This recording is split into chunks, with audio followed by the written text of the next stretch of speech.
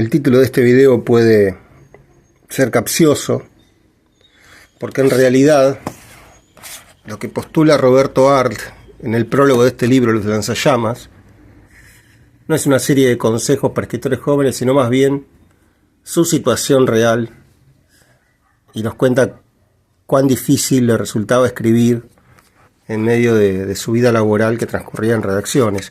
Pero bueno, podemos decir que sí da un consejo, básicamente, un único consejo, fundamental consejo, que lo vamos a decir rápidamente por si alguien vino a buscar precisamente eso.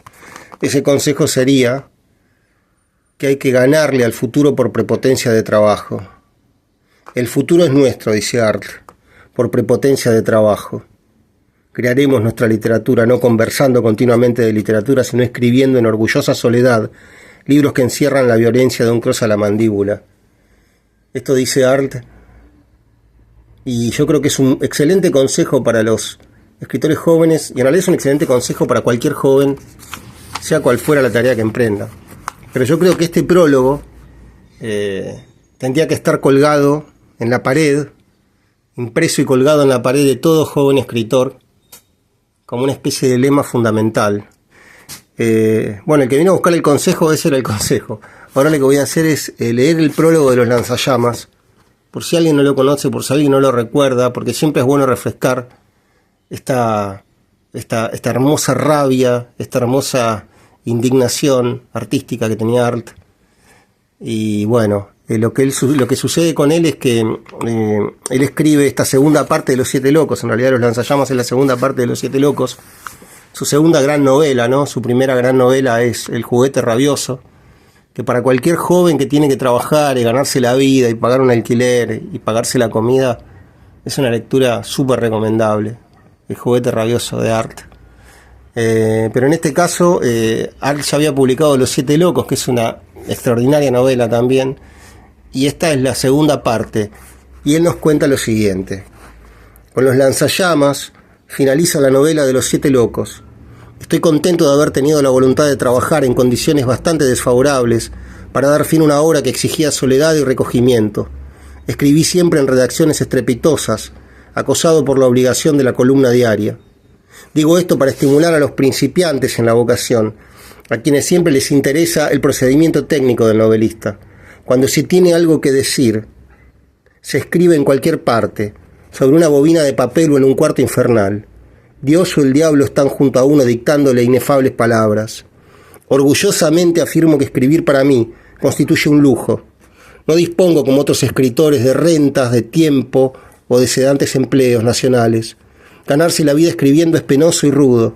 Máxime, si cuando se trabaja se piensa que existe gente a quien la preocupación de buscarse distracciones les produce su menage.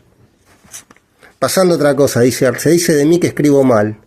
Bueno, esto era muy frecuente, ¿no? En la sociedad de la primera mitad del siglo XX, letrada y bien educada, ¿no?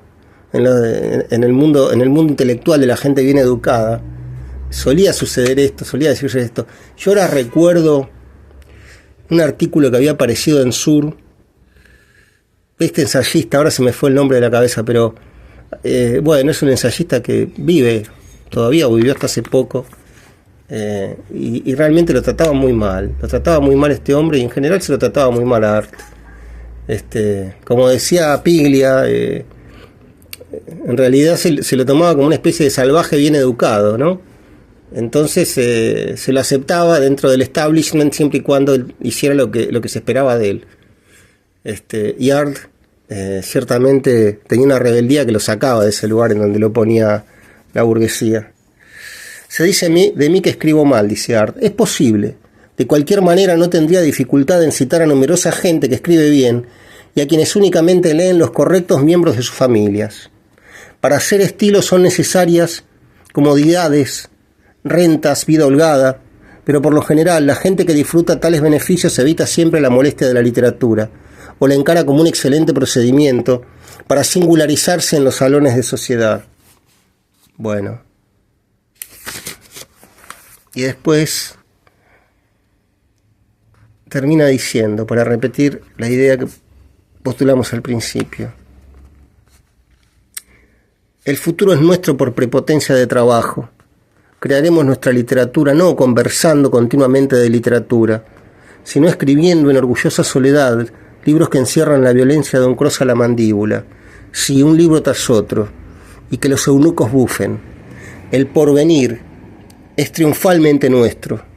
Nos lo hemos ganado con sudor de tinta y rechinar de dientes, frente a la Underwood, que golpeamos con manos fatigadas hora tras hora, hora tras hora.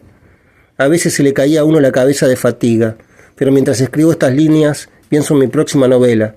Se titulará El amor brujo y aparecerá en agosto del año 1932. Y que el futuro diga. Roberto Arlt. Él redacta estas líneas en la redacción del diario El Mundo. Cabe mencionar que Arlt entra a trabajar en el diario El Mundo y me parece que el diario, en el momento en el que él empieza a publicar sus famosas aguafuertes porteñas, duplica o triplica su tiraje, porque realmente Arlt tenía una manera de llegar al público lector de ese momento, ¿no? A los que tenían la suerte de saber leer, como nadie podía hacerlo, porque era uno más de las personas de la calle. Y Arlt decía, para cerrar con esta breve entrada, Arlt decía que en realidad un buen periodista tenía que ser un buen escritor, simplemente eso. Y por eso había tan pocos buenos periodistas, porque había tan pocos buenos escritores. Bueno, este es un librito de pintura que contiene unas pinturas de Chagall, que me pareció un buen fondo para que conversaran las pinturas con las palabras de Arlt.